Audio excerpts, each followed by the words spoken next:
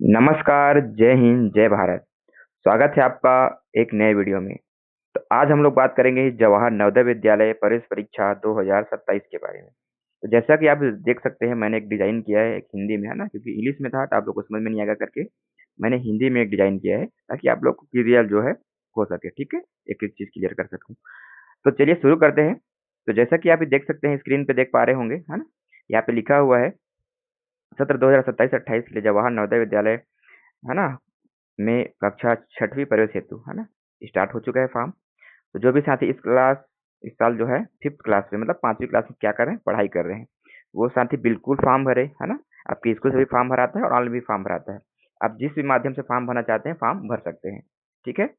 बात करें अगर कुछ महत्वपूर्ण तिथियाँ और परीक्षा विवरण की, ठीक है? कि कब से कब तक फॉर्म डलना है। तो ऑनलाइन आवेदन करने की अंतिम तिथि की बात करें तो 31 जुलाई 2026 मतलब 31/7/2026 मतलब फॉर्म डलना शुरू हो चुका है। बात करें अगर चयन परीक्षा की, है ना? ये आपका रहेगा 28 नवंबर 2026। हाँ, पिछले साल आपका 2 फेज़ में एग्ज़ाम हुआ था। इस बार जो है एक ही फेज़ में एग्ज़ाम होगा। इस बात का आप विशेष रूप से ध्यान देंगे, ठीक है? पहले आपका अप्रैल में भी हुआ था और दिसंबर में भी हुआ था, 2 फेज़ में 2026 में वाला जो एग्ज़ाम हुआ था, है ना? फिर है परीक्षा परिणाम की संभावित तिथि। ये आपका आ जाएगा मार्च 2027 के अंत तक के, ठीक है? मतलब मार्च महीने में आ जाएगा।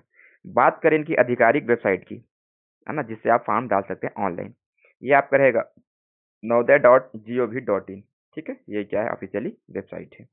आइए आगे कुछ पात्रता दिया गया है, पात्रता मानदंड, है ना? मैंने आपको आपके लिए तैयार किया गया है एकदम सरल भाषा में। तो जिला विशिष्ट पात्रता, है ना? आप जिस जिले के उम्मीदवार है ना? कैंडिडेट है, तो यहाँ पे लिखा हुआ है उम्मीदवार केवल उसी जिले के जवाहर नवोदय विद्यालय के लिए आवेदन कर सकते हैं जहां वे वर्तमान में सत्र 2026 से 23 में कक्षा 5वीं में, है ना? कक्षा 5 में पढ़ रहे हैं और वहां के वास्तविक निवासी बोनाफाइड रेसिडेंट है। मतलब ये कहा गया है, अगर आप कोई भी दूसरे जिले से अब जाके आप पढ़ रहे हैं, है ना?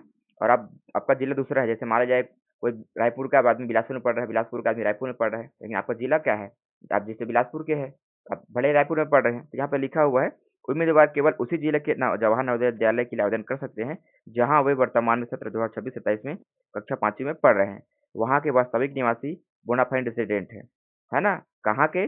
जो भी आपका मूल निवास प्रमाण पत्र जहाँ का भी रहेगा, है ना? बोनाफाइड आपको जिस जिले के आपका क्या है कंप्लीट है, आपके पेरेंट्स का और आपका, उसी जिले के जो नवोदय विद्यालय है वहाँ पे आप फॉर्म जो है भर सकते हैं, ठीक है? और एक चीज बात, जिस जिले व राज्य के मूल निवासी है उसी राज्य और जिले में 5th क्लास में हो, ठीक है? उसी जिले के जेएनवी के लिए आप फॉर्म भर सकते हैं। यही आपको रिपीट किया हूँ, है ना? आपको समझाने के लिए, ठीक है? बात करें अगर हम लोग इनके कोटा मत रिजर्वेशन, तो रूरल उधर मतलब ग्रामीण में आपका रहता है 75% रिजर्वेशन, है ना? जो ग्रामीण बच्चे हैं उनके लिए 75% और शहरी बच्चे अर्बन के लिए आपका रहता है 25% मतलब 25%। ओके, आगे दिया गया है आयु सीमा, मतलब कब से कौन कब तक के जो बच्चे हैं ना, जन्म वाले बच्चे हैं ना, जन्म तिथि वाले, वो फॉर्म भर सकते हैं। इसमें साफ-साफ लिखा गया है कि उम्मीदवार मतलब आप सभी 1/5/2015 से मतलब 1 मई 2015 से पहले और 31/7/2017 के बाद का नहीं होना चाहिए। मतलब 1 मई 2015 से पहले का नहीं होना चाहिए, ठीक ठीक है? 1 दिन भी पहले होगा तो भी नहीं चलेगा, ठीक है?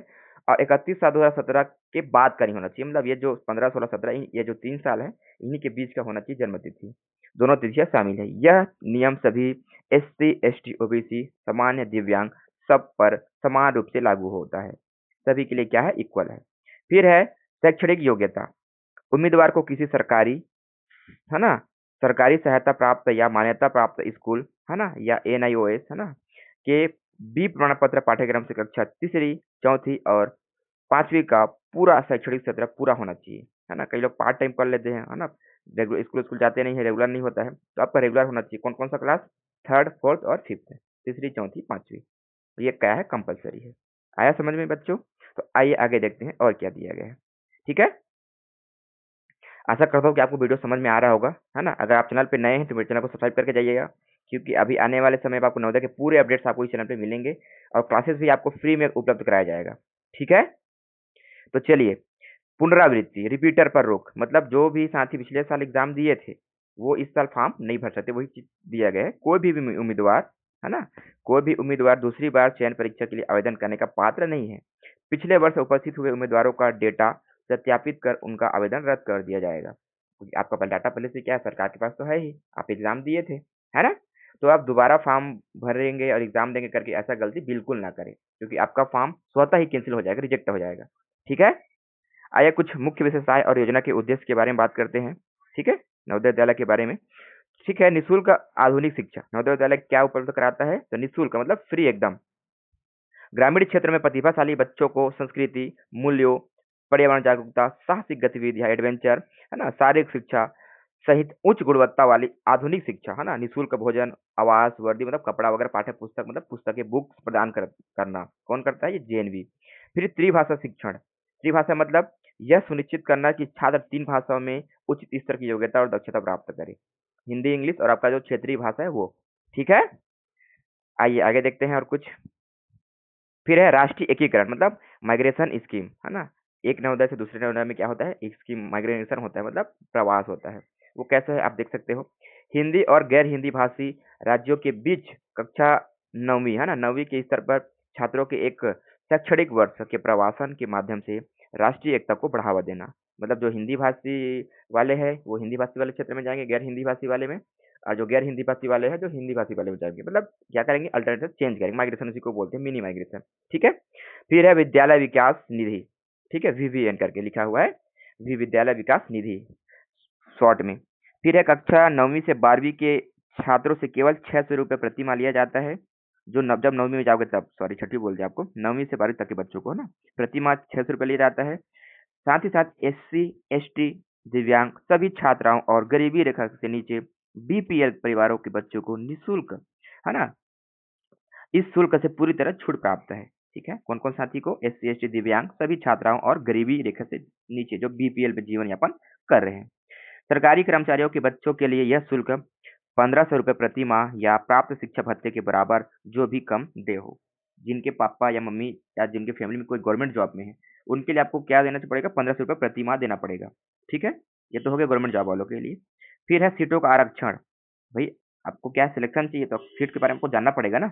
तो सीट है आपका ग्रामीण कोटा में, जिले की कम से कम 75% सीटें ग्रामीण क्षेत्रों से अंतिम रूप से चयनित उम्मीदवारों द्वारा भरी जाएगी। कितना परसेंट? 75%।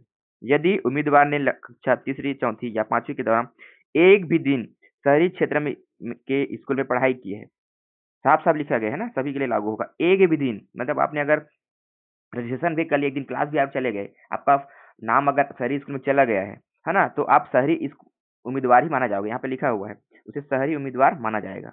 ठीक है, फिर है एससी एसटी आरक्षण। एससी एसटी आरक्षण क्या है?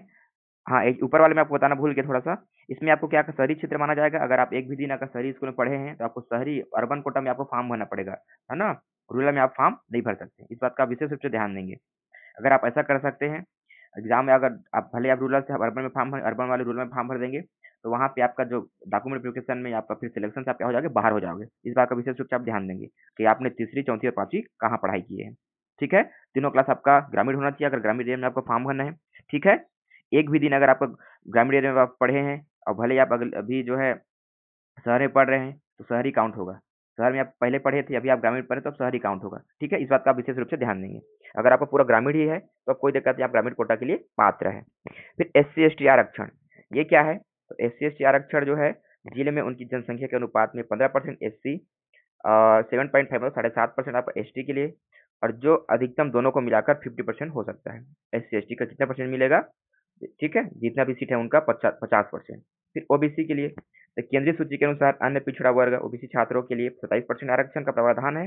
वैध केंद्रीय ओबीसी प्रमाण पत्र अनिवार्य है। आपको बताऊंगा प्रमाण पत्र क्या है, यहाँ पे आगे दिया हुआ है।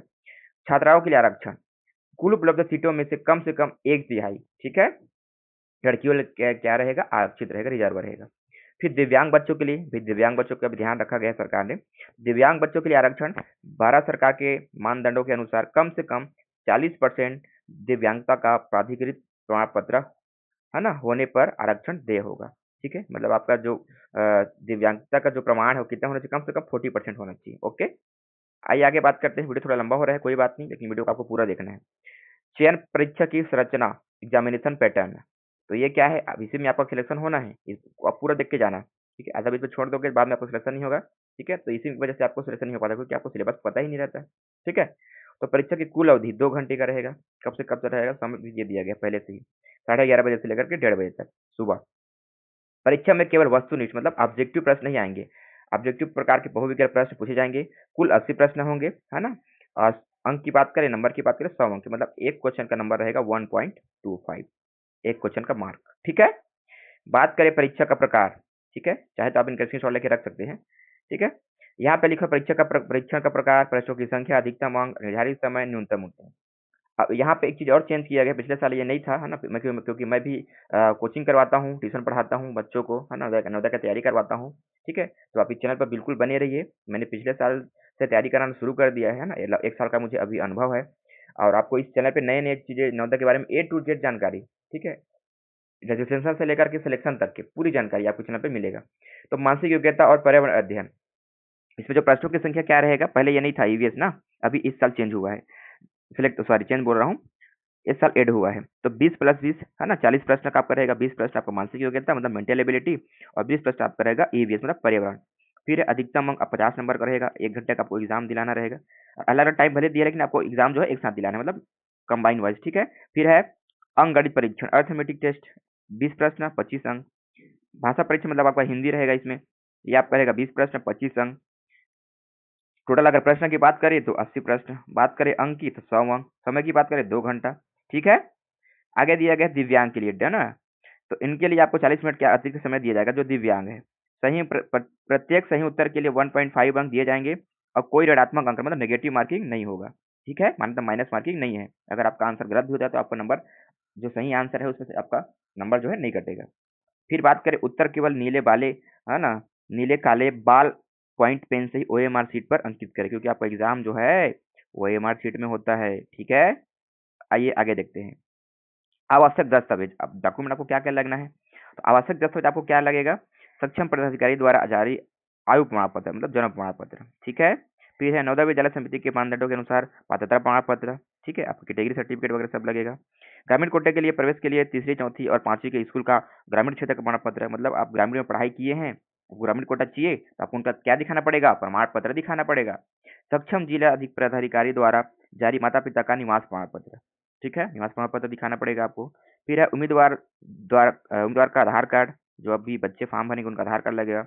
संबंधित स्कूल के प्रधानाध्यापक द्वारा प्रमाणित अध्ययन विवरण यू डाइस डेटा के अनुसार, यू डाइस कोड होता है स्कूल का अलग अलग, वो आपको प्रधान पाठक के द्वारा क्या होगा, सत्यापित करके भेजना है। ठीक है। सक्षम प्राधिकारी द्वारा जारी जाति श्रेणी प्रमाण पत्र, SC ST OBC, ठीक है, केंद्रीय सूची वाला। ठीक है, स्टेट वाला नहीं, OBC केंद्रीय सेंट्रल का सर्टिफिकेट आपको लगेगा। बताओ, वो तफसीलात में बन जाते हैं। ठीक है, परेशान ना होना।